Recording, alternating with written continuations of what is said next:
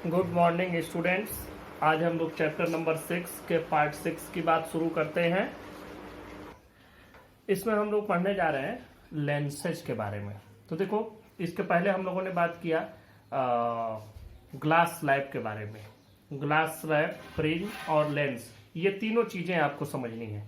अभी हम लोग इसके पहले ग्लास स्लैब देखा था, उसमें दो रिफ्रैक्टिंग सरफेसेज होते हैं और दोनों एक दूसरे के ठीक पैरेलल होते हैं। बिल्कुल प्लेन रिफ्रैक्टिंग सरफेसेज जो एक दूसरे के पैरेलल होते हैं, ट्रांसपेरेंट पैरेलल। देखो कैसे, जैसे मान लो ये ग्लास स्लैब है। अब ये ग्लास स्लैब ऐसे नहीं है, है तो ये प्लास्टिक ग्लास स्लैब रहता तो बस इसके इस पार से इस पार हम देख पाते। तो वो क्या होगा, बिल्कुल ऐसे ही। देखो, इसमें ये सरफेस इस सरफेस के पैरेलल, ये सरफेस इस सरफेस के पैरेलल, तो उसको कहेंगे ग्लास स्लैब। लेंस क्या होता है, लेंस भी इसी तरह का एक ट्रांसपेरेंट मीडियम है जिसमें दो रिफ्रैक्टिंग सरफेसेज होते हैं। लेकिन इन दो रिफ्रैक्टिंग सरफेसेज के साथ एक इसमें कंडीशन होती है कि at least one must be curved. एक जो है वो कर्व होगा, बाकी दूसरा भी कर्व हो सकता है, दूसरा प्लेन भी हो सकता है, लेकिन एक कर्व होगा ही होगा। तो इसलिए इसको हम लोग लेंस कहते हैं। लेंस में देखो, जो हमारे पास लेंस के टाइप्स मिलते हैं। अब जैसे अभी तक आप लोगों ने लेंस कॉन्वेक्स और कॉन्केव दो पढ़ा होगा। हम लोग यहाँ पर अब कई तरीके के लेंस देखेंगे, कौन कौन से लेंस हमको जनरली मिलते हैं, तो वो सभी लेंसेज को हम लोग समझें। देखो, पहला तो ये अगर दोनों साइड बाहर निकला हुआ है, जैसे इस तरफ भी बाहर की ओर है, इस तरफ भी बाहर की ओर है, मतलब ये भी कॉन्वेक्स है, ये भी कॉन्वेक्स है, तो इसको हम क्या कहेंगे, कॉन्वेक्सो कॉन्वेक्स। इसका नाम पहले आता है लेफ्ट वाले का, ये कॉन्वेक्सो कॉन्वेक्स। अच्छा, और दूसरी बात देखें, दोनों साइड है इसीलिए इसका नाम डबल कॉन्वेक्स भी है, या इसी को बाई कॉन्वेक्स भी कहा जाता है।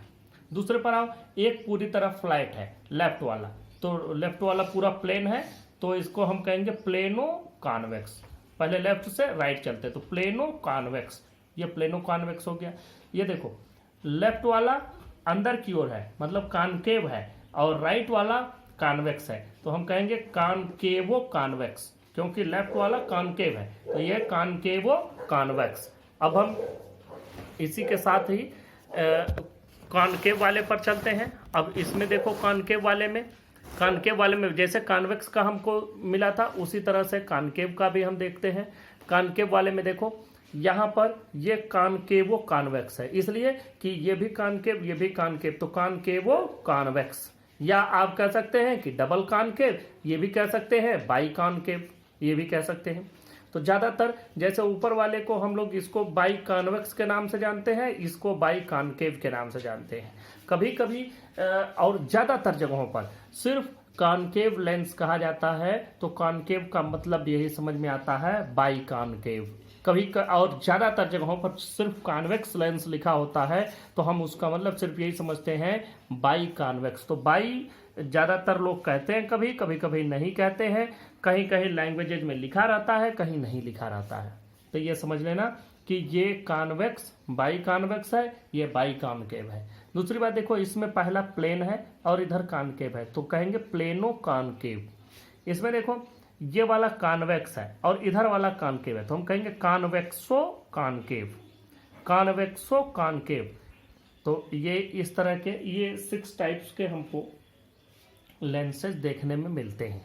लेकिन हम यहाँ स्टडी सिर्फ 2 ही की करते हैं, कौन कौन, बाई कॉनकेव और बाई कॉन्वेक्स। इन्हीं दोनों की स्टडी आपको करनी है। तो हम लोग अब आगे शुरू करते हैं। इससे रिलेटेड कुछ छोटे छोटे डेफिनेशंस हैं, उनको समझ लें, फिर आगे चलते हैं। अब देखें, लेंस से रिलेटेड कुछ और डेफिनेशंस हम लोग जान लेते हैं, जिससे लेंस में कोई कंफ्यूजन न रह जाए। तो अब इसके लिए सबसे पहले देखो, ये तो आपको समझ में आएगा कि ये कॉन्वेक्स लेंस है और ये कॉनकेव लेंस है। एक नेचर देखो, कॉन्वेक्स लेंस का जो नेचर होता है वह होता है कन्वर्जिंग। कन्वर्जिंग का मतलब होता है कि एक पॉइंट पर ले जा करके फोकस हो जाना, और या कलेक्ट करना, कलेक्टिव नेचर। और इसका जो नेचर होता है, यह कॉनकेव लेंस, इसका नेचर होता है डाइवर्जिंग। डाइवर्जिंग का मतलब होता है कि बंट जाना, डिवाइड हो जाना, फैल जाना। तो इसका जो नेचर है वो है डाइवर्जिंग। डाइवर्जिंग नेचर मीन्स ये फैला देगा, किसी भी लाइट की रे को कहीं भी मिलेगा तो उसको एक जगह फोकस न करके ये स्प्लिट कर देता है। तो इस स्प्लिट न समझो, आप ये समझें कि उसको जो है ये एक पॉइंट पर फोकस न करके ये अलग अलग डायरेक्शंस में भेज देगा। ये कन्वर्ज करने का मतलब लाइट कहीं आएगी तो ये कहीं पॉइंट पर कन्वर्ज करेगा। ये नेचर हो गया कॉन्वेक्स और कॉनकेव लेंस का। This is the nature. इसका नेचर डाइवर्जिंग, कॉन्वेक्स का नेचर कन्वर्जिंग। अब इससे रिलेटेड कुछ टर्म्स और भी हैं, जैसे रेडियस ऑफ कर्वेचर। देखो इसमें हमको यहाँ पर दो रिफ्रैक्टिंग सरफेसेज मिल रहे हैं, एक इधर और एक इधर। लेंस का डेफिनेशन ही हमने पढ़ा है कि at least one refracting surface must be curve. यहाँ तो हमारे पास दोनों कर्व है। अब देखो ये भी रिफ्रैक्टिंग सरफेस है, ये भी है। अब यहाँ पर अगर हम इसको पूरा करें तो इसका भी एक स्फेयर पूरा होगा, ये भी किसी एक स्फेयर का एक पार्ट है। और इसी तरह अगर हम इसको पूरा करते हैं तो यह भी हमको एक स्फेयर का पार्ट मिलता है।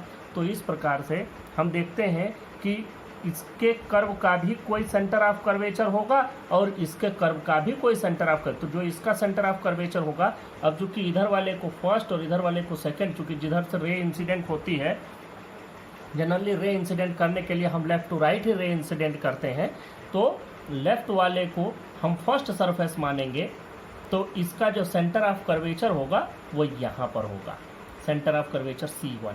और जो सेकंड वाला सरफेस है, सेकंड वाला सरफेस इधर है और इसका सेंटर ऑफ कर्वेचर हमको कहीं यहाँ मिलेगा C2। इसी तरह से अब इस वाले में देखो, कॉनकेव वाले में, कॉनकेव में क्या है कि इसका जो स्फेयर बनेगा फर्स्ट सरफेस का वो इधर ही बनेगा, लेफ्ट में। तो इसका सेंटर ऑफ कर्वेचर C1 इधर और C2 हमको इधर मिलता है। दोनों में समझ लेना ध्यान से कि कॉन्वेक्स में फर्स्ट का सेंटर ऑफ कर्वेचर उसके दूसरे साइड में मिलेगा और इसमें फर्स्ट का सेंटर ऑफ कर्वेचर उसी साइड में मिलेगा। तो इसका मतलब कि जो इसका फर्स्ट रेडियस ऑफ कर्वेचर होगा, फर्स्ट रेडियस ऑफ कर्वेचर होगा, या हम कहें R1 और R2 की बात अगर हम करें कि R1 लेफ्ट और R2 राइट, इसको R1 लेफ्ट और R2 राइट करें तो R1 क्या होगा, राइट साइड में आ रहा है, ये पॉजिटिव होगा। R2 लेफ्ट साइड में आ रहा है तो यह नेगेटिव होगा। इसी तरह से यहाँ पर देखो R1 लेफ्ट साइड में आ रहा है तो यहाँ ये नेगेटिव होगा, R2 राइट साइड में आ रहा है तो ये पॉजिटिव होगा। तो इस प्रकार से R1 R2 की बात हो गई, कौन पॉजिटिव कौन नेगेटिव। यहाँ से R1 पॉजिटिव, R2 नेगेटिव। अब यहीं से थोड़ा और आगे बात करते हैं। जब हम सेंटर ऑफ कर्वेचर और रेडियस ऑफ कर्वेचर को डिस्कस कर रहे हैं तो यहाँ पर देखो, अगर मान लो कि ऐसे प्लेनो कॉन्वेक्स लेंस हो, लेफ्ट का प्लेन, तो देखो अब इसमें जरा ध्यान से समझो। ये हो गया इसका फर्स्ट सरफेस, ये इधर का सेकंड सरफेस, प्लेनो कॉन्वेक्स है। तो यहाँ R1 और यहाँ बना R2। अब R1 की वैल्यू क्या हो, R2 तो आपको पता है कि R2 तो ये सेकंड वाला सरफेस है, इसका इधर आएगा नेगेटिव होगा। लेकिन R1 ये तो प्लेन है, तो प्लेन है तो इसका कहीं कर्वेचर बनेगा ही नहीं, घुमाव बनेगा ही नहीं। जब घुमाव नहीं बनेगा तो न सेंटर ऑफ कर्वेचर होगा उसका और न ही रेडियस ऑफ कर्वेचर होगा। तो ऐसे में हम इसके सेंटर ऑफ कर्वेचर को मानेंगे कहाँ, इन्फिनिटी पर, और फिर उसकी जो डिस्टेंस होगी वो हो जाएगी इनफाइनाइट। तो R1 विल बी इन्फिनिटी। इसी तरह से अगर आप प्लेनो कॉनकेव की बात करते हैं तो ध्यान से देखो, प्लेनो कॉनकेव लेंस आपका ऐसा होगा। प्लेनो कॉनकेव लेंस, ये फर्स्ट, ये सेकंड, ये R1, ये R2। देखो R2 तो आपका पता चला है कि R2 राइट साइड में बनेगा, मतलब ये पॉजिटिव होगा। R1 कहाँ बनेगा, इनफाइनाइट पे, तो R1 क्या हो जाएगा, इनफाइनाइट। तो इस तरह से सेंटर ऑफ कर्वेचर और रेडियस ऑफ कर्वेचर आपको इन चार तरह के लेंसेज में मैंने बताया। अब हम चौथे पाँचवें के बाद अब हम पाँचवें और छठवें तरह का भी ले लेते हैं, कॉनकेवो कॉन्वेक्स और कॉन्वेक्सो कॉनकेव।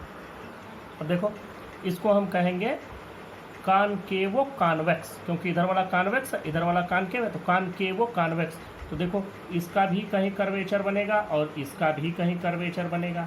अब आपको देखने से ही समझ में आ रहा होगा कि कर्वेचर किसका ज़्यादा होगा। इसका कर्वेचर ज़्यादा होगा, मतलब कि इसका सेंटर कहीं दूर होगा और इस वाले का सेंटर कहीं यहीं होगा। तो अगर हम इसको देखें तो C1 कहीं यहाँ बनेगा, C2 कहीं यहाँ बनेगा। दोनों एक ही साइड में बनेंगे, लेफ्ट साइड में। तो ये इसके लिए हो गया, इसको ऐसे बना दो डॉटेड, जिससे समझ में आता रहे कि ये डॉटेड है। अच्छा, अब अगली बात हम लोग इसमें देखते हैं। इसको देखो, जब आप इसका बनाएंगे तो देखो इसका कहीं सेंटर ऑफ कर्वेचर ऐसे इधर जाएगा दूर, और इसका थोड़ा सा नज़दीक जाएगा। तो यहाँ पर देखें इसका थोड़ा सा नज़दीक गया, तो यहाँ पर C2 थोड़ा नज़दीक है, बल्कि C1 थोड़ा सा दूर है। तो यहाँ पर ये C2 और ये C1 C2 मैं एक बार फिर से बता दूँ, इसका जो गोला बनेगा, इसका गोला थोड़ा सा दूर बनेगा, क्योंकि इसका कर्वेचर ज़्यादा नहीं है, कम है इसका कर्वेचर, और इसका जो कर्वेचर है वो ज़्यादा है, क्योंकि इसका झुकाव ज़्यादा है। तो इस तरह से जो इसका वाला गोला बनेगा दूसरे वाले का, ये थोड़ा सा नज़दीक ही बन जाएगा, इसलिए इसका सेंटर थोड़ा नज़दीक हो जाएगा।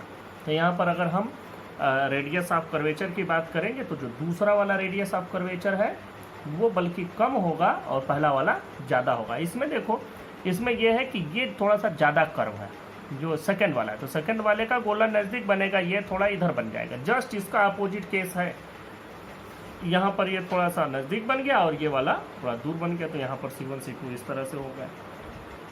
तो इस प्रकार से ये सभी 6 तरह के लेंसेज में मैंने आपको बताया कि कैसे सेंटर ऑफ कर्वेचर और किस तरह से रेडियस ऑफ कर्वेचर हम लोग देखेंगे। इसमें दोनों रेडियस ऑफ कर्वेचर आपके पॉजिटिव होंगे, इसमें दोनों रेडियस ऑफ कर्वेचर आपके नेगेटिव होंगे। इसमें फर्स्ट आपका पॉजिटिव, सेकंड नेगेटिव, इसमें फर्स्ट नेगेटिव, सेकंड पॉजिटिव। इस वाले में इसमें देख लें, फर्स्ट आपका फर्स्ट इधर की ओर बनेगा तो फर्स्ट आपका पॉजिटिव होगा, सेकंड नेगेटिव। यहाँ पर कंफ्यूजन होती है इस वाले में, क्योंकि फर्स्ट सरफेस ये है लेकिन इसका गोला बनेगा इधर, तो इसका स्फेयर इधर बनने की वजह से इसका सेंटर ऑफ कर्वेचर इधर, रेडियस ऑफ कर्वेचर पॉजिटिव, और इसका देखो फर्स्ट इधर से है, यही है, तो फर्स्ट का फर्स्ट इधर ही बन जाएगा। तो इसका centre of curvature first curvature, centre of curvature left, और इसका रेडियस ऑफ कर्वेचर जो फर्स्ट रेडियस ऑफ कर्वेचर है दैट विल बी नेगेटिव।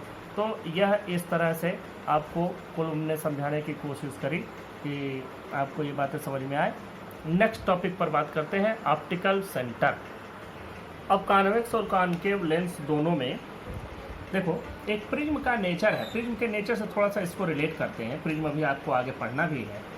तो देखो प्रिज्म का एक नेचर होता है कि जब इस पर कोई लाइट इंसिडेंट होती है तो वो लाइट जब आगे की ओर बढ़ती है तो वो हमेशा बेस की ओर बेंड हो जाती है, और जो इमर्जेंट रे होता है वो भी बेस की ओर बेंड हो जाता है, मतलब बेस की ओर इसकी बेंडिंग होती है। एक बात और भी समझो, इस रे को हम कहते हैं इंसिडेंट रे या इंसिडेंस रे, दोनों बोलते हैं। इंसिडेंट रे मान लो, इंसिडेंट रे यह जहाँ पर ये दूसरे मीडियम में ट्रैवल कर रही है, अब तक चूंकि दूसरे मीडियम के बाद हम फिर फर्स्ट मीडियम में नहीं आ रहे थे, तो यह जो दूसरे मीडियम में है ये रे कही जाएगी रिफ्रैक्टेड रे, इसको हम रिफ्रैक्टेड रे बोलेंगे।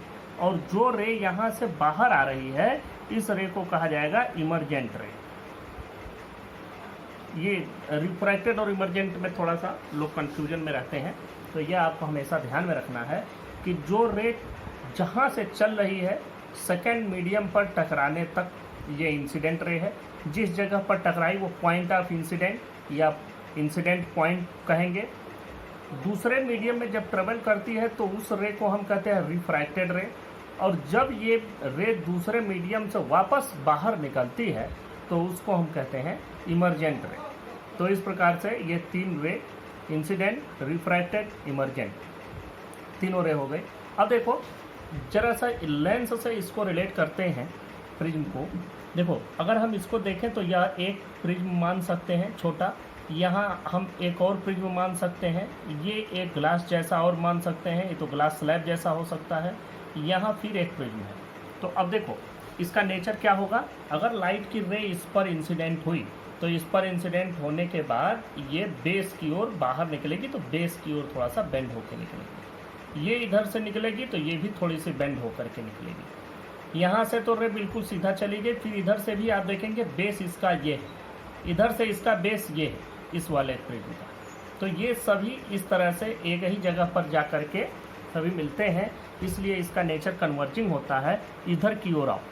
ये देखो ये प्रिज्म को जैसे उल्टा करके रखा गया हो, तो इसका बेस प्रिज्म का इधर की ओर है, तो कोई रे इंसिडेंट होगी तो ये बेस इसका इधर है तो ये इधर की ओर जाएगी।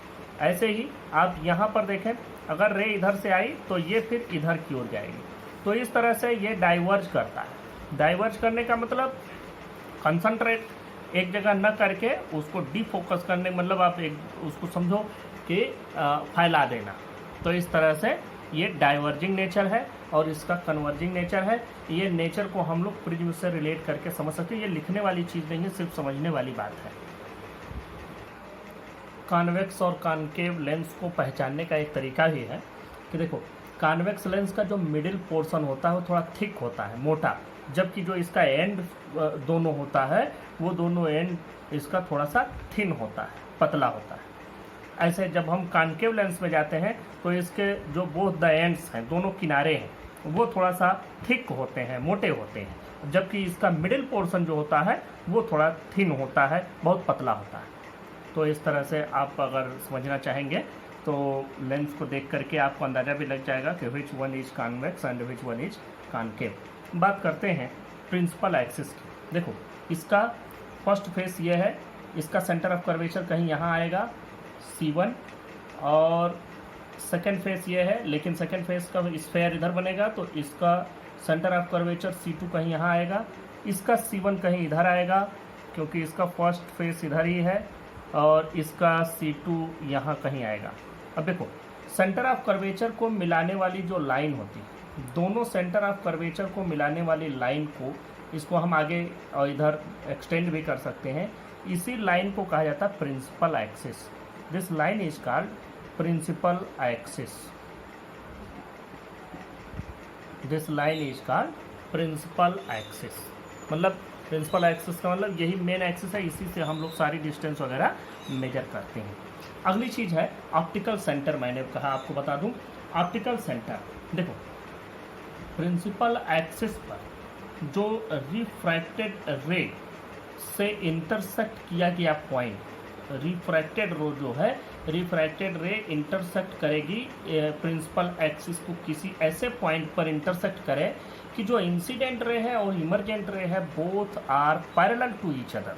तो उसको हम, उस पॉइंट ऑफ इंटरसेक्शन को कहेंगे ऑप्टिकल सेंटर। आपको मैं फिर से एक बात बताऊं, देखो यहाँ पर अगर कोई रे इंसिडेंट होगी तो ये यहाँ से ऐसे इधर की ओर बेंड हो जाएगी। इसी तरह से यहाँ भी कोई रे इंसिडेंट होगी तो ये बेंड हो जाएगी। लेकिन अगर आप ऐसे आगे बढ़ते जाएंगे तो एक कोई, ये प्रिंसिपल एक्सिस है, तो हमको एंगल ऑफ इंसिडेंस अगर हम इस पर बदलते जाएं तो हम पाते हैं कि अगर डायरेक्ट इस पर अगर हम कोई रे इंसिडेंट करते हैं तो वो रे यहाँ से थोड़ा सा अपने पाथ से थोड़ा सा ये बेंड होती है, लेकिन जब यहाँ से बाहर इमर्ज होती है, यहाँ से बाहर निकलती है, तो चूंकि पहले रेयर से ये डेंस में आई है तो टूवर्ड्स द नॉर्मल ये बेंड हुई, लेकिन जैसे ये डेंस से रेयर में जाती है वैसे ही अवे द नॉर्मल बेंड होती है। और इस तरह से यह प्रिंसिपल एक्सिस को, यह जो रिफ्रैक्टेड रे है, देखो ये रे इंसिडेंट रे हो गई, ये इमरजेंट रे हो गई, और ये रिफ्रैक्टेड रे हो गई। तो रिफ्रैक्टेड रे प्रिंसिपल एक्सिस को जिस पॉइंट पर इंटरसेक्ट करती है, और ये इंटरसेक्शन ऐसा होना चाहिए कि इंसिडेंट रे और emergent ray both are parallel to each other, there may be some lateral displacement. जैसे ये लेटरल डिस्प्लेसमेंट है, देखो अगर हम इसके तो सीधा आगे बढ़ा दें तो यहाँ से ये लेटरल डिस्प्लेसमेंट है, इतना लेटरल डिस्प्लेस हो गया, ये निकलना चाहिए था ऐसे, निकला यहाँ से, लेकिन दोनों पैरेलल है। तो उस कंडीशन में ये जहाँ पर रिफ्रैक्टेड रे प्रिंसिपल एक्सिस को इंटरसेक्ट करता है, उसी पॉइंट को हम लोग कहते हैं ऑप्टिकल सेंटर। तो लेंस का ऑप्टिकल सेंटर आपका यहाँ होगा। यहाँ ये ध्यान रखिए कि जो लेंस का ऑप्टिकल सेंटर होता है, अब जैसे इसका पोल हम इधर बना दें P1, और इसका जो इधर की ओर है आप P2 बना दें। पोल जो हम जानते हैं, पोल क्या होता है, जो ये रिफ्रैक्टिंग सरफेस है इसका जो मिड पॉइंट होता है उसी को पोल कहते हैं। इसका मिड पॉइंट ये है, तो ये हो जाएगा P1 और ये हो जाएगा P2। तो इस तरह से हम लोग ये पाते हैं कि, और इसके ऑप्टिकल सेंटर को हम सी मान लेते हैं। इसी तरह इसमें ऑप्टिकल सेंटर यहाँ आएगा बीच में सी। तो अब देखो यहाँ आपको एक बात समझनी है कि जब ये ऑप्टिकल सेंटर हम किसी पॉइंट पर जहाँ भी मिलता है तो ऑप्टिकल सेंटर लेंस की जो पूरी थिकनेस है उसको इनके रेडियाई ऑफ कर्वेचर, मतलब इसका जो रेडियस ऑफ कर्वेचर दो दिए गए हैं, इन्हीं के रेशियो में यह इनको डिवाइड करता है। अब जरा इसको समझ लो।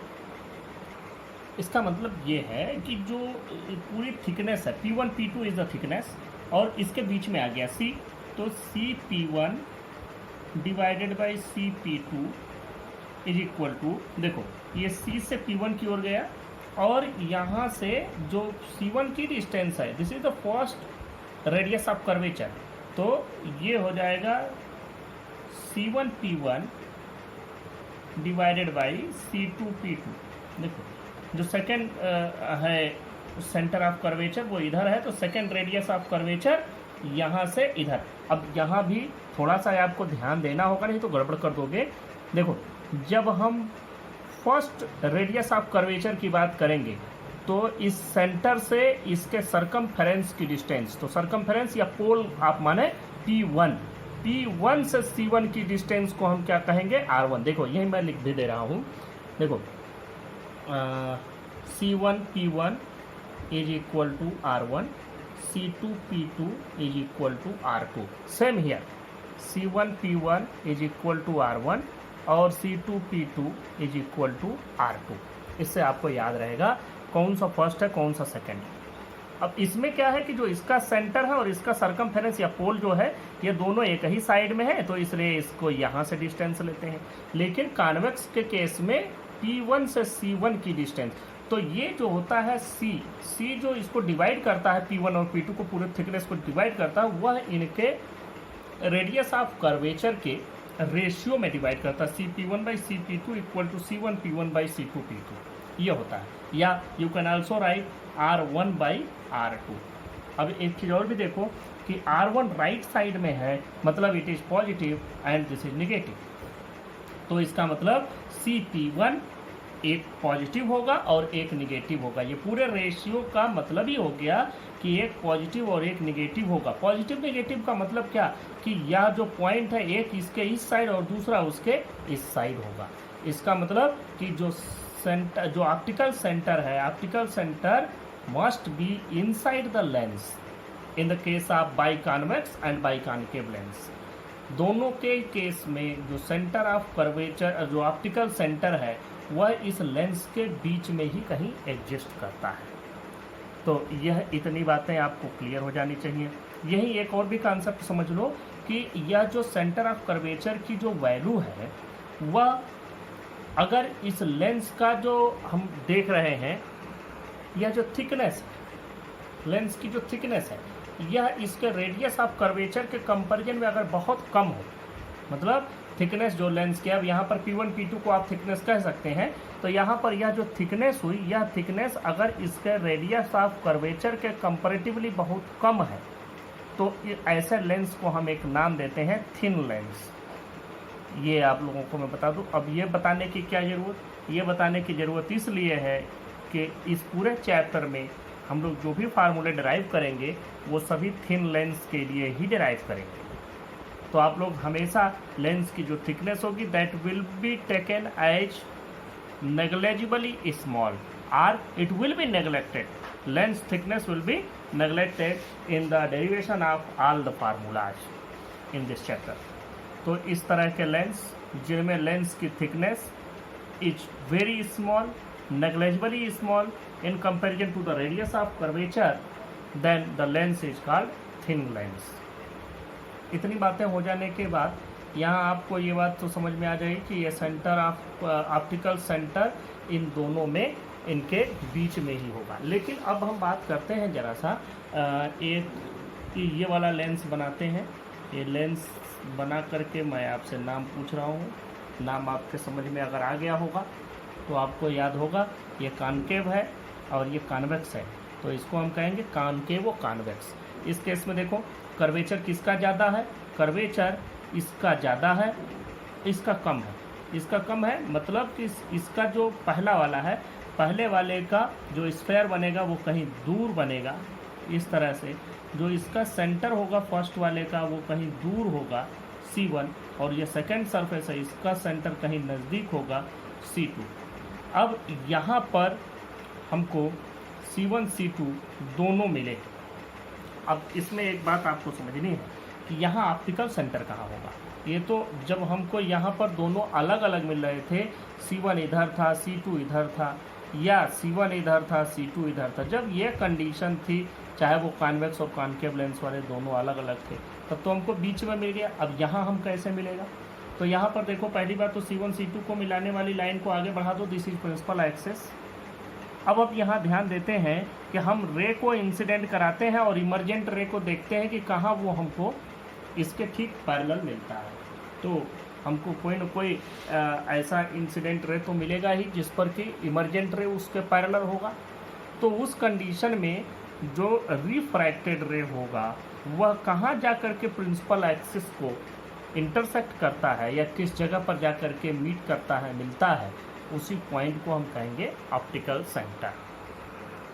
अब यहाँ पर भी ये हिस्सा है आपका P1, ये हिस्सा इधर का P2, ये रे आकर के इस पर इंसिडेंट हुई, थोड़ा सा रिफ्रैक्ट हुई और ये ऐसे बाहर इमर्ज हो गई।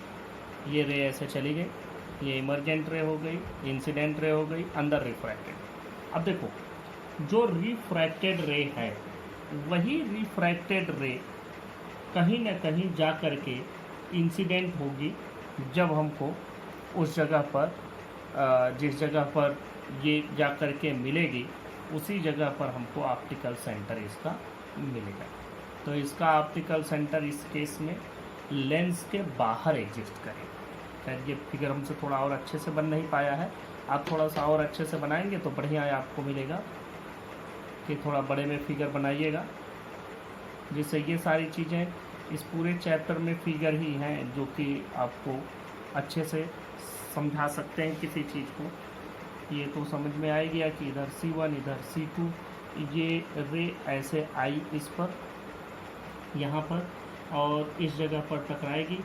टकराने के बाद ये थोड़ा सा अपने पाथ से डेविएट भी होगी हल्का सा, और उस डेविएशन के बाद अब देखो यहाँ पर हमको इस पर नॉर्मल ड्रा करना है, तो नॉर्मल हम ऐसे ड्रा करेंगे तो ये टूवर्ड्स द नॉर्मल बेंड होगी, मतलब इसकी बेंडिंग थोड़ी सी इधर होगी ऐसे, और जब ये यहाँ से निकलेगी तो ऐसे निकलेगी इस तरह। तो जब हम इसको आगे बढ़ाएंगे तो ये कहीं जा कर के इधर मिलेगा। ये वाला फिगर मेरा गलत हो गया है, फिगर थोड़ा ख़राब बना पाते हैं, तो ये कहीं जा कर के यहाँ मिलेगी और इस तरह से इसका ऑप्टिकल सेंटर C यहाँ आएगा। ये C1 C2 हो ही गए, ये P1 P2 हो गए।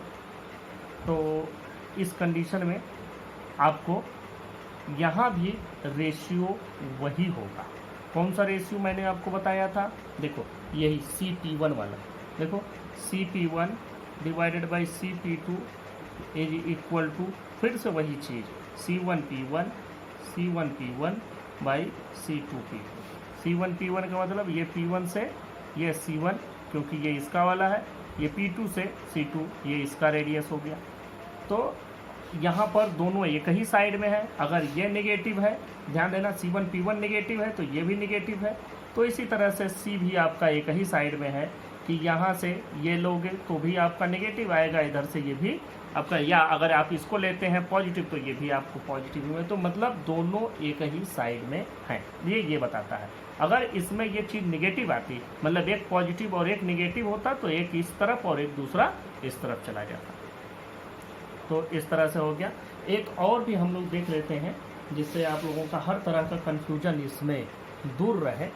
आप देखें ये जो एक कॉन्वेक्सो कॉनकेव लेंस हमने बताया था, ये कॉन्वेक्सो कॉनकेव लेंस, इससे फिगर गड़बड़ हो रहा है, आप लोग समझ लीजिएगा। This is understood. क्या अंडरस्टूड कि फिगर हमसे नहीं बनता। तो फिर ध्यान से देखो, यहाँ पर जब रे इंसिडेंट होगी तो यहाँ पर रे ऐसे इंसिडेंट हुई इस जगह पर। अब इस जगह रे इंसिडेंट होने के बाद या रे इस जगह पर अगर हम नॉर्मल ड्रा करेंगे तो ये नॉर्मल की ओर थोड़ा सा ऐसे बेंड होगी फिर यहाँ से बिल्कुल ऐसे सीधे ऐसे चली जाएगी। This is emergent ray, incident ray, this is refracted रे। रिफ्रैक्टेड रे कहीं यहाँ जा कर के इस तरह से मिलेगी। तो ये आपका बन जाएगा ऑप्टिकल सेंटर, ये ऑप्टिकल सेंटर हो जाएगा। अब बात करते हैं कि यह ऑप्टिकल सेंटर तो हमको मिल ही गया। अब इसका सेंटर ऑफ कर्वेचर देखो, यहाँ पर सेंटर ऑफ कर्वेचर किसका नज़दीक किसका दूर होगा ये आपको समझ में आ ही रहा होगा। ये पहला वाला है, पहला वाला है तो इसका स्फेयर भी बड़ा बनेगा, तो इसका कहीं इधर जाएगा C1। दूसरा वाला थोड़ा नज़दीक बनेगा, C2 कहीं इधर आएगा, C आपका यहाँ। तो इस तरह से आपके ये सभी तरह के लेंसेज हो गए। एक और छूट रहा है, उसको भी देख लेते हैं कि उसका कैसे होगा।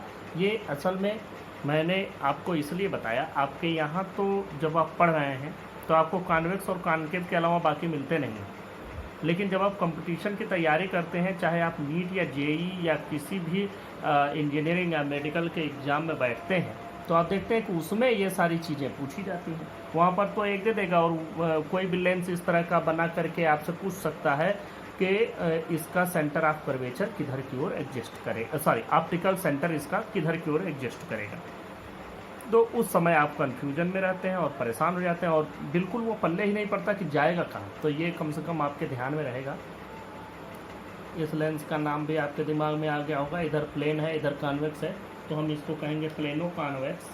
और इस तरह के लेंस में आप देखें क्या होता है, इस तरह के लेंस में जैसे रे यहाँ पर गिरी, तो यहाँ पर गिरने के बाद थोड़ा सा ऐसे ये रिफ्रैक्ट हुई और फिर यहाँ से ये निकल गई।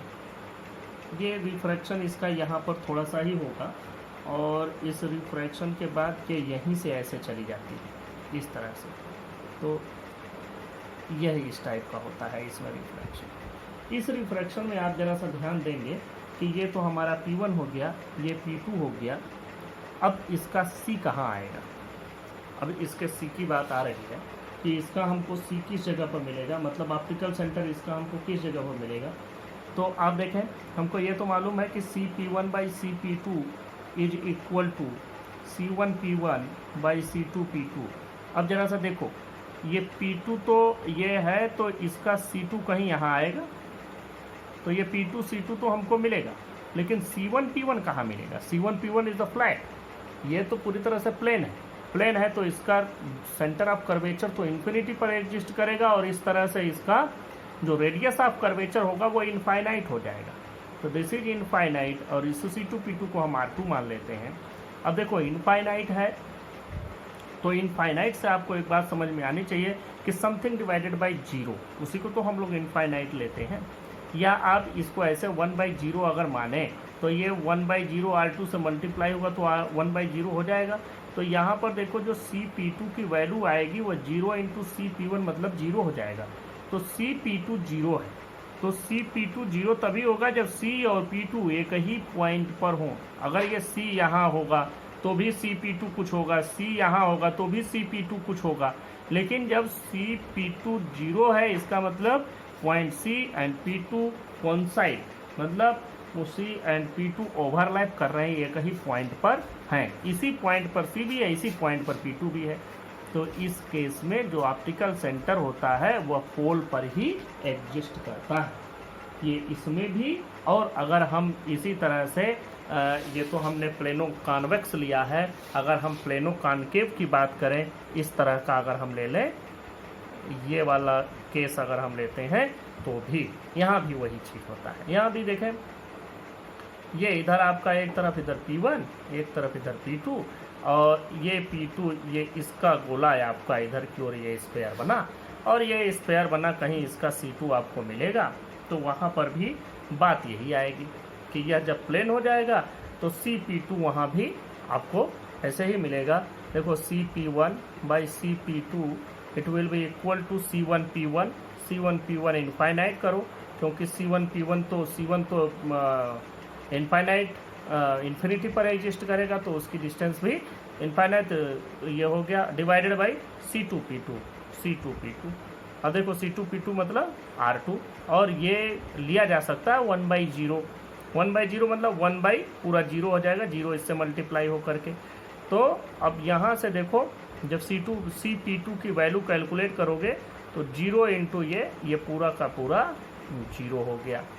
और जब ये 0 हो गया तो इसका मतलब C and P2 are at the same point. यही P2 C का भी काम करेगा, यही इसका ऑप्टिकल सेंटर हो जाएगा।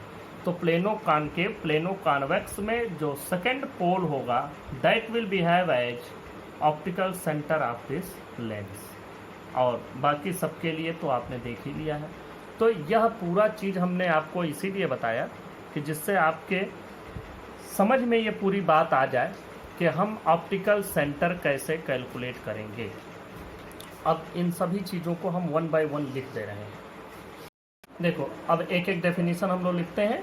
जैसे पहला principal axis, the straight line passing through the centres of curvature of the two surfaces of a lens.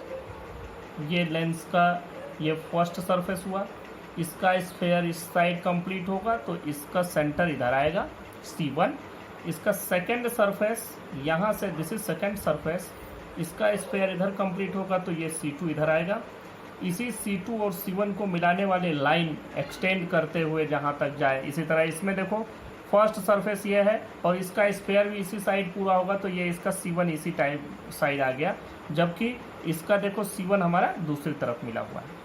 तो इसका सेंटर ऑफ कर्वेचर इधर है, तो इनको मिलाने वाले लाइन, इसी को हम लोग कहते हैं principal axis. This is called principal axis. ये भी है, इसमें ये भी। अब यहाँ आपको ये पूरी तरह से समझ में आ गया कि कौन किधर की ओर लेफ्ट होगा, किधर की ओर कौन सा राइट साइड में रहेगा। यहाँ से ये भी आपको समझ में आ जाएगा कि जो इसका फर्स्ट रेडियस ऑफ कर्वेचर होगा, तो ये फर्स्ट सरफेस ये है, इसका रेडियस ऑफ कर्वेचर इधर की ओर होगा। कहाँ से? इसके P1 से लेके C1 तक की डिस्टेंस। तो यहाँ पर P1 C1 ये हो जाएगा R1 और P2 C2 इसको कहेंगे R2। वही चीज़ यहाँ भी P1 C1 equal to R1, P2 C2 equal to R2। यहाँ देखो P1 C1 यहाँ से, जैसे किसी भी स्फेयर का अगर हमको रेडियस निकालना है तो उसके सरकमफेरेंस से उसके सेंटर की डिस्टेंस, तो यहाँ सरकमफेरेंस पर जो पॉइंट है वही P पोल से हम ले रहे हैं। तो P1 C1 ये राइट साइड जा रहा है, मतलब this is positive, this is negative. यहाँ P1 C1 लेफ्ट में है, this is negative, this is positive. तो ये आपके समझ में आ गया होगा। देखो यहाँ एक थिन लेंस की भी डेफिनेशन हम लोग देख लेते हैं। थिन लेंस ये जानना जरूरी है। The thickness of lens is measured by the length of principal axis between the two surfaces of the lens. मतलब P1 और P2 यही तो थिकनेस है, यही तो लेंथ है प्रिंसिपल एक्सिस की between the lens, between the two surfaces of the lens. तो P1 P2 इज थिकनेस, यहाँ P1 P2 is the thickness of lens. अब देखो, if the thickness is negligible in comparison to the radii of curvature, then the lens is called thin lens। अब ये thickness अगर radii of curvature मतलब P1 C1 के comparison में बहुत कम हो तो हम उस लेंस को कहेंगे थिन लेंस। यहाँ पर यह लेंस थिन नहीं लिया जा सकता है, क्योंकि ये आप देख रहे हैं कि यह इसके कंपैरिजन में लगभग आधे के आसपास की डिस्टेंस है P1 P2, तो we can't neglect it in comparison to the P1 C1। लेकिन ये तो मैंने इसलिए बना दिया कि आप समझ लें इसको। तो ये हो गया एक थिन लेंस की डेफिनेशन। अब इस लेंस को देखो, यह लेंस मैंने फॉर एन एग्जांपल आपको बनाया है जिससे आपको ये समझ में आए कि हाँ थिन लेंस कैसा होता है। देखो इसमें क्या है कि अब ये लेंस जितना ही पतला होगा उसका ये कर्वेचर उतना ही बड़ा होता चला जाएगा। और ये तो कर्वेचर फिर भी हमने थोड़ा सा इसको घुमा दिया, अगर बनाए तो और भी बड़ा इसका कर्वेचर आएगा। तो इसका सेंटर ऑफ कर्वेचर भी दूर होगा, रेडियस ऑफ कर्वेचर भी ज़्यादा होगा। और इस कंडीशन में P1 से C1 के बीच की जो डिस्टेंस है उसके कंपैरेटिवली P1 P2 बहुत कम है, ये 1/4 1/10। तो ऐसे ही दिस इज एन एग्जाम्पल। तो ऐसे ही लेंसेज जो पतले होते हैं उनका सेंटर ऑफ कर्वेचर बहुत दूर होता है, रेडियस ऑफ कर्वेचर बहुत लार्ज होती है, और उसके कंपैरेटिवली जो उसकी थिकनेस होती है वो कम हो जाती है। इन्हीं को थिन लेंस कहा जाता है।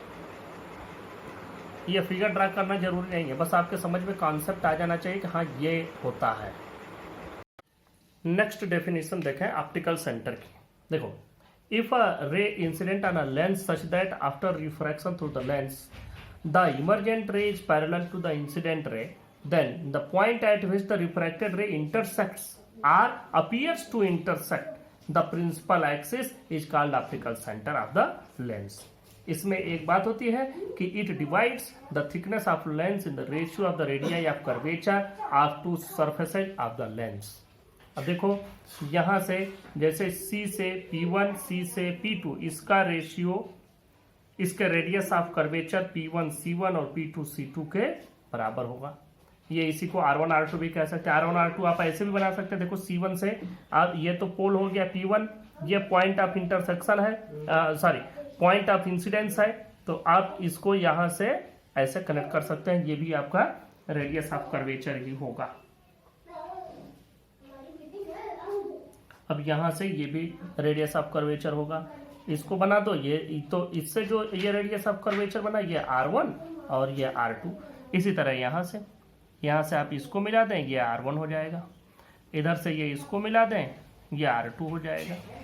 तो इस तरह से भी आप रेडियस ऑफ कर्वेचर बना सकते हैं। तो रेडियस ऑफ कर्वेचर में क्या है कि जैसे मान लो ये सेंटर है और ये पूरा स्फेयर है, ऐसे जैसे मान लो कि ये सेंटर हो गया, ये स्फेयर, तो चाहे यहां मिलाओ, चाहे यहां मिलाओ, चाहे यहां मिलाओ, कहीं भी मिलाओ तो बराबर ही होता है। वही बात है कि यहां से चाहे C1 से P1 ले लो, चाहे C1 से ये पॉइंट ले लो, दोनों बात R1 ही आएगी।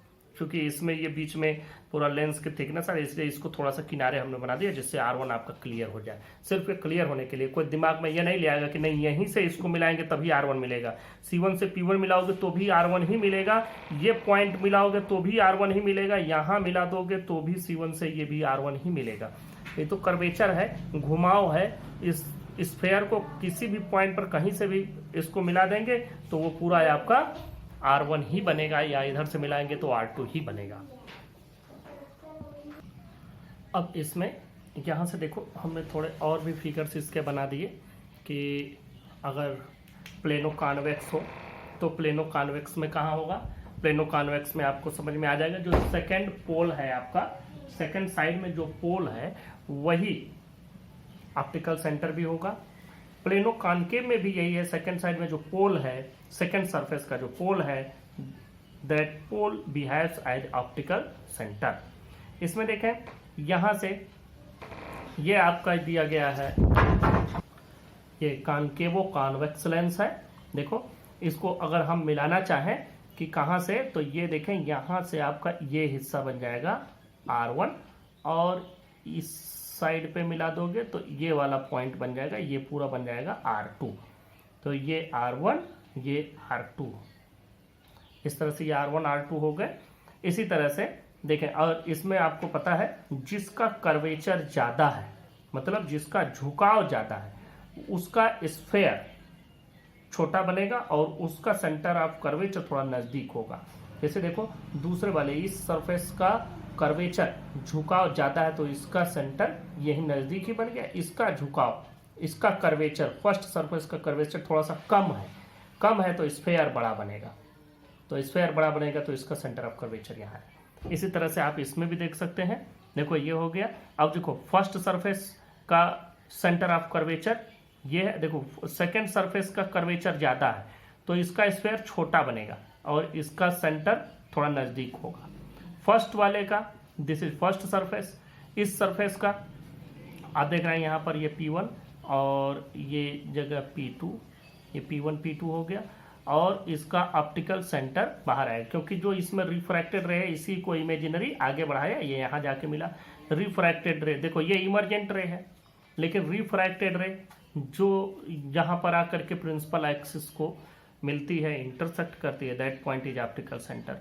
तो यहाँ पर अगर आप बनाना चाहेंगे तो देखो R1 और R2, तो C1 से फर्स्ट सरफेस को मिलाओ, C1 से फर्स्ट सरफेस को मिलाया, ये R1 और C2 से सेकंड सरफेस को मिला देंगे, ये R2, ये R1, ये R2।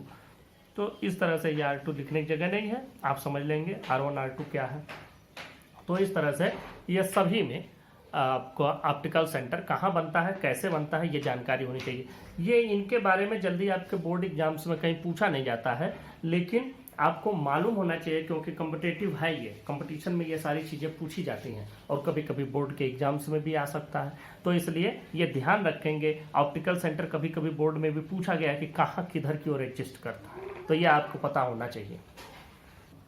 अब अगली चीज़ समझे, प्रिंसिपल फोकस। देखो लेंस कोई भी हो, चाहे अगर हम कॉन्वेक्स ले लें ये, या हम कॉनकेव ले लें, अगर इन दोनों ही लेंसेज में आप इस तरह से रे को इंसिडेंट करते हैं, ये प्रिंसिपल एक्सिस हो गया, ये इसका प्रिंसिपल एक्सिस हो गया। अगर हम इस पर रे इस तरह से इंसिडेंट करें कि यह जो भी रे इस पर गिरे वो सभी की सभी रे प्रिंसिपल एक्सिस के पैरेलल आए, जैसे इसके ठीक पैरेलल आए, ऐसे ठीक पैरेलल अगर रे इंसिडेंट होती है, तो आप ये देखते हैं कि जब ये इससे रिफ्रैक्ट होती है तो रिफ्रैक्शन के बाद कॉन्वेक्स लेंस में ये किसी एक ही पॉइंट पर जाकर के कन्वर्ज होते हैं। आपको ये मालूम है ये कन्वर्जिंग लेंस है, एक ही जगह पर कंसंट्रेट करेगा, कन्वर्ज करेगा, तो इस पॉइंट को हम कहते हैं प्रिंसिपल फोकस। इस पॉइंट का नाम है प्रिंसिपल फोकस, या इसको एक और भी नाम दिया जाता है second focus, also known as second focus. अब फर्स्ट फोकस भी होगा, वो बात करेंगे अभी। इसके ऑप्टिकल सेंटर से जो इसकी डिस्टेंस होगी, सी एफ की जो डिस्टेंस होगी, इसको हम कहते हैं प्रिंसिपल फोकल लेंथ। इसमें देखो, इसमें जब रे आएगी डायरेक्ट प्रिंसिपल एक्सिस के पैरेलल, तो यह रे क्या होगी, आफ्टर रिफ्रैक्शन ये रे इधर की ओर डाइवर्ज हो जाएगी, ऐसे ये रे डाइवर्ज होती है। तो इन डाइवर्जिंग रेज को जब हम पीछे इमेजिनरी फॉर्म में पीछे बढ़ाते हैं तो हमको ये मिलता है कि ये सभी के सभी रेज, ऐसा लगता है कि इस पॉइंट से ही कोई टार्च जलाया गया और यहीं से सारी रेज निकल रही हैं। ऐसा नहीं मिलता है कि हमको इधर से रे आ रही हैं और ये इधर ऐसे जा रही हैं। ये हमको ये महसूस होता है कि ये जितनी भी रेज हैं सभी की सभी इसी जगह से ओरिजिनेट हुई हैं, यहीं से सभी आगे की ओर बढ़ी हैं। तो ये इमेजिनरी फॉर्म में पीछे बढ़ाने पर मिलता है, ये कॉनकेव लेंस में होता है। तो ध्यान से समझो, ये हो गया कॉनकेव लेंस का सेकेंड फोकस और ये हो गया कॉन्वेक्स लेंस का सेकेंड फोकस। अब कॉन्वेक्स लेंस में क्या होता है कि रेज आकर के डायरेक्ट इस जगह पर मिलती हैं, यहां पर मिलती हुई महसूस होती हैं। इट अपीयर्स टू कंसंट्रेट और to originate from a point, this point is called principal focus and it exist left side. Concave, concave में ये लेफ्ट साइड में होता है, तो इसमें भी C F is equal to क्या हो जाएंगे, फोकल लेंथ। अब देखें, in the case of concave lens it exists in the left side, therefore according to the sign convention this distance will be taken as negative and for the convex lens it will be positive. अब ये बात हो गई कि convex के लिए principal focal length, इसको second focal length, ध्यान देना सेकेंड फोकल लेंथ कहेंगे, या तो हम दूसरा नाम इसको देते हैं प्रिंसिपल फोकल लेंथ। दोनों ही नाम से हम इसको जानते हैं, प्रिंसिपल फोकल लेंथ, या अगर सिंपल फोकल लेंथ कहीं लिखा गया है, फर्स्ट सेकेंड प्रिंसिपल कुछ नहीं दिया गया, only focal length for a convex lens और कॉनकेव लेंस और a lens is given, then you will consider it principal focal length. और अगर कोई पॉइंट दिया गया है कि यह फोकस पॉइंट है, तो उस फोकस पॉइंट को भी प्रिंसिपल फोकस पॉइंट ही मानेंगे। अगर ये भी नहीं लिखा है प्रिंसिपल, ये भी नहीं लिखा है सेकेंड, तो आप क्या समझेंगे कि ये वही है, प्रिंसिपल फोकस ही है। इसको इसीलिए फोकस भी कहते हैं, ये भी समझ लो। ये नाम लिखा हुआ जल्दी मिलता नहीं है, लेकिन न्यूमेरिकल प्रॉब्लम्स में आपको हर जगह, थ्योरी में आपको कहीं ये नाम लिखा हुआ नहीं मिलेगा। क्यों नहीं मिलेगा? क्योंकि दो ही नाम है इसके, प्रिंसिपल फोकस, सेकंड फोकस। लेकिन जब हम न्यूमेरिकल प्रॉब्लम सॉल्व करते हैं तो वहां डायरेक्ट ये लिखते हैं कि the focus point is at a distance this. तो अब वहां फोकस पॉइंट किसको मानोगे भाई, प्रिंसिपल है कि सेकंड है कि फर्स्ट है, व्हाट इज? तो उस समय हम उसको सिर्फ फोकस के नाम, तो ये समझ लेना इसके तीन नाम है, प्रिंसिपल फोकस या सेकंड फोकस या सिर्फ फोकस कहा जाए तो भी इन्हीं दोनों को कहा जा रहा है। तो और ये दोनों भी एक ही है। तो ये बात हो गई। रे जो पैरेलल आएगी, जिस जगह मिलेगी या जिस जगह से निकलती हुई महसूस होगी, उसी पॉइंट को कहेंगे फोकस पॉइंट। कॉनकेव में निकलता हुआ महसूस होगा, कॉन्वेक्स में जाकर के उस जगह मिलेगा, उस जगह कंसंट्रेट होगा। और सेंटर, ऑप्टिकल सेंटर से इसकी डिस्टेंस फोकल लेंथ कही जाती है। कॉन्वेक्स के लिए पॉजिटिव, कॉनकेव लेंस के लिए नेगेटिव होता है। यह बात हो गई। अब जब हमने इतनी बात समझ ली तो दिमाग में यह भी बात आती है कि अगर सेकेंड फोकस जैसी कोई चीज है तो there must be something first focus, नहीं तो सेकेंड ये कैसे हुआ। तो फिर अब फर्स्ट फोकस की भी बात समझते हैं। अब फर्स्ट फोकस में देखो, अगर हम बात करेंगे पहले कॉन्वेक्स लेंस के लिए, इसके प्रिंसिपल एक्सिस पर एक ऐसा पॉइंट जहां से निकलने वाली सभी रेज आफ्टर रिफ्रैक्शन के बाद अगर वो पैरेलल हो जाती हैं प्रिंसिपल एक्सिस के, तो उस पॉइंट से जहां से ये रेज निकल रही थी उस पॉइंट को हम कहते हैं first focus of the lens. ध्यान से समझो कि अगर प्रिंसिपल एक्सिस पर कोई हम एक ऐसा पॉइंट कंसीडर करें जहां से निकलने वाली रेज उस लेंस से पास होने के बाद प्रिंसिपल एक्सिस के पैरेलल हो जाए, तो उस पॉइंट को हम कहेंगे फर्स्ट फोकस। इसी तरह से हम कॉनकेव लेंस की भी बात करेंगे। कॉनकेव लेंस में भी हम रेज ऐसी इस पर इंसिडेंट करेंगे अब कि यह यहां से आफ्टर रिफ्रैक्शन बिल्कुल प्रिंसिपल एक्सिस के पैरेलल हो जाए। तो हम इस यहां पर क्या करेंगे देखेंगे, देखो ये रे आफ्टर रिफ्रैक्शन पैरेलल हो गई, ये रे यहां से इंसिडेंट हुई है। आपको मालूम है कि ये डाइवर्जिंग नेचर का लेंस है, तो इसका मतलब कि इस पर अगर फैलती हुई रेज आएंगी तो ये यहां से पैरेलल हो जाएंगी। लेकिन ये ऐसा महसूस होगा कि जैसे अगर हम इनको इधर की ओर इमेजिनरी आगे बढ़ाएं तो लगेगा कि इसी एक पॉइंट से ही ये सभी की सभी रेज निकल रही थी। तो इस पॉइंट को हम कहते हैं first focus. This point is called first focus. और ऑप्टिकल सेंटर से इसकी जो डिस्टेंस होगी वो फर्स्ट फोकल लेंथ कही जाएगी।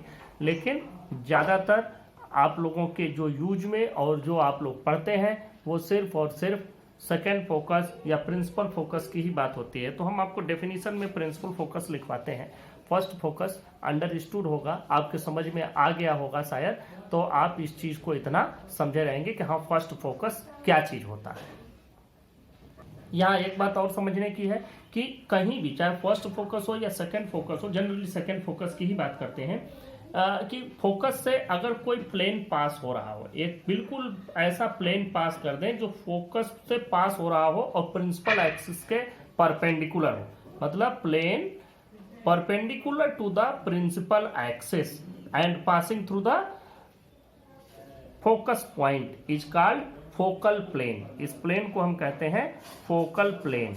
This plane is called focal plane. Focal plane में फिर से समझा दें कि यह प्रिंसिपल एक्सिस के ठीक परपेंडिकुलर प्लेन लिया जाएगा। तो प्रिंसिपल एक्सिस के परपेंडिकुलर ऐसा प्लेन आएगा, इस तरह का ऐसा प्लेन हम लेंगे जो प्रिंसिपल एक्सिस के परपेंडिकुलर हो। लेकिन इसकी खास बात है कि ये फोकस से पास हो और प्रिंसिपल एक्सिस के परपेंडिकुलर हो, तो इसको हम कहेंगे फोकल प्लेन। अब प्रिंसिपल फोकस की डेफिनेशन देखें। The rays travelling parallel to the principal axis after refraction through the lens either go towards a fix point in case of convex lens. ऐसा होता है कॉन्वेक्स लेंस में कि वो एक फिक्स पॉइंट की ओर जाते हैं ऑन द एक्सिस, एक्सिस मतलब principal axis, are appear to come from a point in case of concave lens. Concave lens में लगता है कि एक पॉइंट से आ रहे हैं ऑन द प्रिंसिपल एक्सिस, ये भी प्रिंसिपल एक्सिस ही आप लिखेंगे। This point is known as principal focus or second focus of the lens. अब देखो, the distance of the principal focus from the optical center of the lens is called principal focal length or second focal length of the lens. बहुत सारे बच्चे confuse होते हैं viva के time पर कि जब उनसे पूछा जाता है कि सेकंड किसको प्रिंसिपल फोकस कहेंगे, फर्स्ट को कि सेकंड को, तो तुरंत याद आता है प्रिंसिपल मतलब मेन, मतलब फर्स्ट वाला ही होगा। ऐसा नहीं, सेकेंड इज प्रिंसिपल फोकस।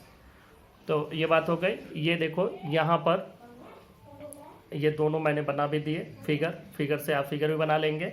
अगली चीज है कि ये जो फोकल लेंथ होता है, focal length of the convex lens is positive while that of a concave lens is negative. अब यहीं पर जो फोकल प्लेन मैंने बताया, फोकल प्लेन की भी डेफिनेशन देख लो। The plane passing through the focus of the lens and perpendicular to the principal axis is called the focal plane. देखो ये जितनी सारी चीजें हमने आपको बताई लिखाई लेंस के बारे में, ये लेंस के बारे में था।